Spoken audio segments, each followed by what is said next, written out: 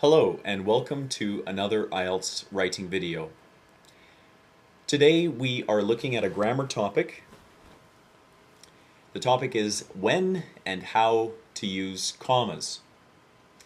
I hope in this video that we can go over some of the different ways that we should be employing commas in our Task 1 and Task 2 responses on the IELTS exam. If you find this video helpful, please visit my blog at IELTSIELTS.com. I wanted to start today's video with a definition regarding what a comma is. A comma is a grammatical device that separates words, phrases, clauses.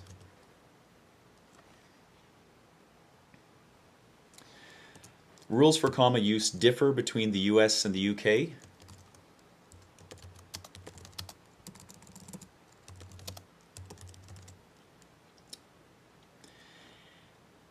And as you know, on your IELTS examination, you can follow US or UK spelling and grammatical rules, but it's important that you are consistent. So if you start your essay, for example, spelling things the way a British person would spell them, and then if you start employing comma rules the way an American would, that would be a mistake. So a few things to keep in mind are that dates are written differently between the UK and the US. So in the UK, the date today would be written 16 July 2012 versus in the US where it would be written July 16, 2012. And the use of commas in a list of nouns, for example, also differs. So if I were writing the way a British person would write, I would write, I am going to the store to buy milk, comma, eggs, and cheese. However, an American would write, I am going to the store to buy milk, comma, eggs, comma, and cheese. And so the American rule is that if you have 3 or more nouns in a list, that you put a comma before and the final noun. So a couple of small things to remember there. Commas and the rules regarding comma use are subject to a number of exceptions. But in today's video, I would like to present to you the most common and widely accepted rules for comma use. And I hope that these rules help improve your writing. So let's start by talking about when commas should be used. So the first one that most people know is that commas are used in lists or when giving multiple adjectives or adverbs. So in your IELTS essay, there may be an instance when you are giving an example or talking about that example and you want to qualify that example. So you want to share some adjectives to describe or to show, to amplify certain points about the example that you're giving. And you may want to use multiple adjectives to do this. So let's take an example here. So for example, now pretend this is in my IELTS essay. So I'm sharing a real example. For example, Americans are often criticized for being impulsive, comma, indiscriminate, comma, careless consumers. So for example, Americans are often criticized for being impulsive, comma, indiscriminate, comma, careless consumers. Consumers is our noun. So there is no comma that goes before it and the last adjective in the list. But as you can see, after each adjective, impulsive, indiscriminate, we include a comma.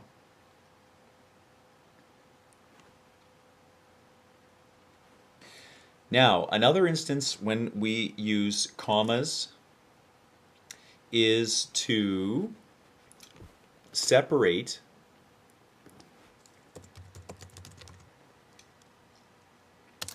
independent clauses. Independent clauses joined by a coordinating conjunction. Now, I know these may be new terms for some of you, so let me just quickly explain what these are. They're not nearly as complicated as they sound. An independent clause is simply a group of words that can stand alone as a sentence. Okay, so if I had the phrase the other day, this is not an independent clause. The other day is not a full sentence. A coordinating conjunction is a very fancy phrase describing just words that link two different ideas together and show the relationship between those ideas. So these are words like and, write some of these down, and, but, or, for. Okay, so they show a certain relationship between two ideas. Now, if we were to join two ideas with and, the relationship would be different than if we were to join them with but. So, when we have two independent clauses and when we join them with a coordinating conjunction, we need to use a comma to separate the two independent clauses. Now, let me give you an example. So if I were to write this, maybe this is the thesis of my essay. So the city of Dubai is known for its role. Oops, little spelling mistake. The city of Dubai is known for its role as a Middle Eastern import hub. Okay, so that's the first independent clause. Now let's put the second one in here. And this is one of the reasons international companies gravitate to it. Okay, now these sorts of mistakes I see regularly in IELTS essays that students submit to me online. Here we have two clauses that could be their own sentence. This is one of the reasons international companies gravitate to it, is a sentence in itself. The city of Dubai is known for its role as a Middle Eastern import hub is also a sentence. It can stand by itself. And we've joined these two with the coordinating conjunction and. Now, because we've done this, we have to use a comma. Okay, as we have here. Now, I just want to point out something very quickly. Sometimes students are curious when they see symbols like a semicolon, and they wonder, well, when do I ever use a semicolon? A semicolon looks like this down at the bottom. So semicolons can be used instead of this combination. So if I were to stick a semicolon in here, this would be grammatically correct. But the thing is that this is not the stylistic norm in English. People would typically write comma and. Okay, now, commas are also used to separate dependent clauses that come before independent clauses.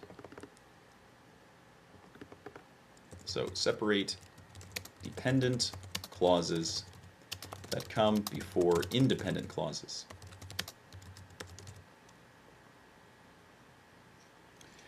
Okay, now we already defined what an independent clause is. It's a group of words that can stand alone as a sentence. A dependent clause is a group of words that cannot stand alone as a sentence. So, how do you know if what you're dealing with is a dependent clause? Well, dependent clauses usually, not 100% of the time, but usually begin with dependent words. So, I'll just type this in here too. So dependent clauses usually begin with dependent words. So for example, words like when, after, while, before, as. So for example, if I said while he was at the store, she, and then whatever. So while he was at the store, that's not an independent clause, that's not a full sentence, that's a dependent clause. It needs more information for it to be considered part of a full sentence. So let me share an example. This example could be perhaps the thesis of an essay.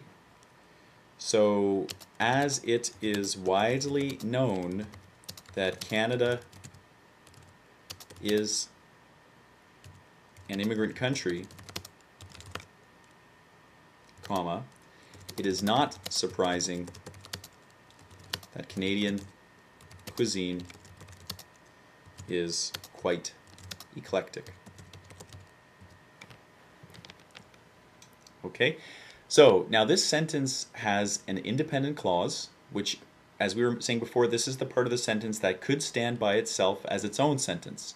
It is not surprising that Canadian cuisine is quite eclectic. That's a full sentence. The beginning is a dependent clause. This is the part of the sentence that cannot stand as an independent sentence. As it is widely known that Canada is an immigrant country, that's not a full sentence. Now, when this comes before our independent clause, we have to separate them with a comma. So let me share another example. While many would agree that Western ideological thought differs from Eastern, comma, the two schools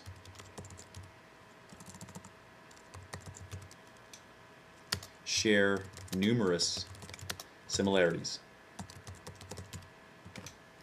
Okay, let's put a page break in here. While many would agree that Western ideological thought differs from Eastern, the two schools share numerous similarities. Here we have an independent clause, and here we have a dependent clause. Now, as I pointed out before, dependent clauses can often be identified by the dependent word that they have at the beginning. So if we took this dependent word away and we just had many would agree that Western ideological thought differs from Eastern, that is actually an independent clause by itself. But because we have this word here, it's indicating to the reader that this is not a full and complete thought, that there is something that this dependent clause is modifying. This dependent clause is modifying or augmenting the independent clause that follows it. Okay? So there's a comma that separates the two. Now let's talk about letters. Commas are used, as you know, in letters, and those of you taking the general exam may want to take note of this. Now those of you taking the academic exam, don't stop watching yet. We're going to get to task 1, comma use, in a second. So commas are used in letters to indicate direct address. So I'll give you an example in a second, but commas can be used to show a degree of emotion. So for example, anger, irritation most commonly, but even sometimes understanding.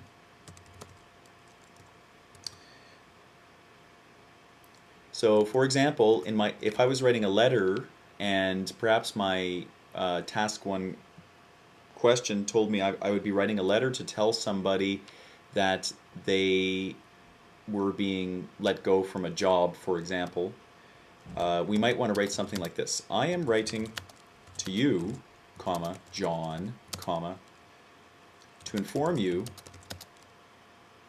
that your employment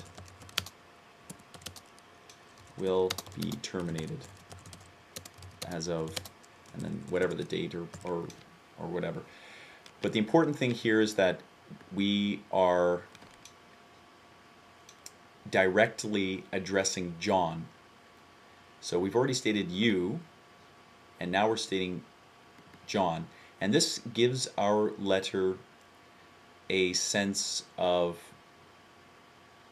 I don't want to say urgency, but a sense that something important or an important message is being expressed to John.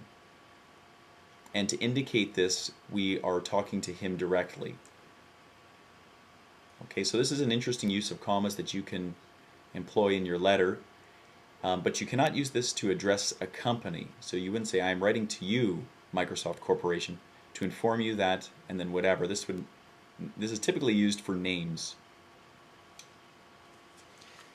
Now, let's go on to a couple of topics, a couple of instances that you should avoid. So never do this. Never separate subjects from verbs.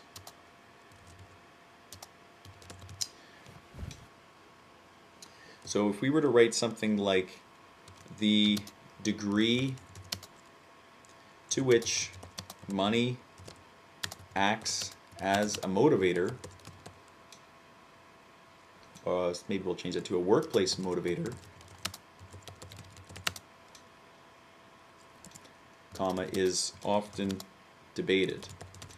I see these kinds of mistakes all the time. The degree to which money acts as a workplace motivator, comma, is often debated. Now we cannot put a comma here. This is not a combination of an independent clause and another independent clause. This is not a combination of a dependent clause and an independent clause. So we would not want to put our comma right before our verb. That doesn't make any sense. Never do this. Never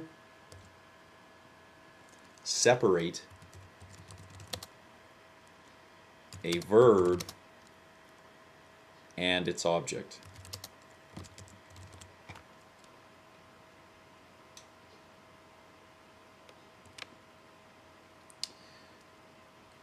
So, for example, if we were writing our task 1 response and we had a sentence something like this, the points clearly indicate, comma, that continued increase can be expected into the foreseeable future. Foreseeable future.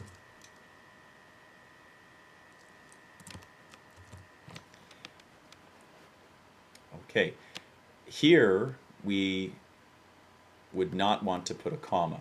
Our verb indicate would not be followed by a comma here. I see a lot of students that, I'm not sure exactly why, but when they have the word that, they often feel as though they need to put a comma before it, or after it sometimes. I'm not exactly sure why that is. But no, you do not need a comma here. Do not separate a preposition and an object. Prepositions are those little irritating words that you have to include to show the relationship between different things. So on, at, under, before, between, these sorts of words. Now if I was to share an example, so a task 1 sentence might read, the trend continues a steady climb to 4,000 units in February. Okay, so maybe we are given a graph and we're describing what happens in the graph, and there's a point in the graph where a trend is seen, it's going up, and it hits 4,000 units in the month of February. So the trend continues a steady climb to 4,000 units in February is a sentence that does not need any comma at all.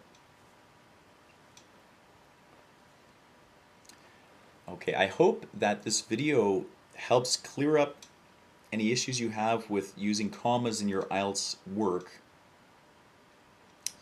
There is a user on YouTube. His videos I find very, very helpful. He's a grammarian.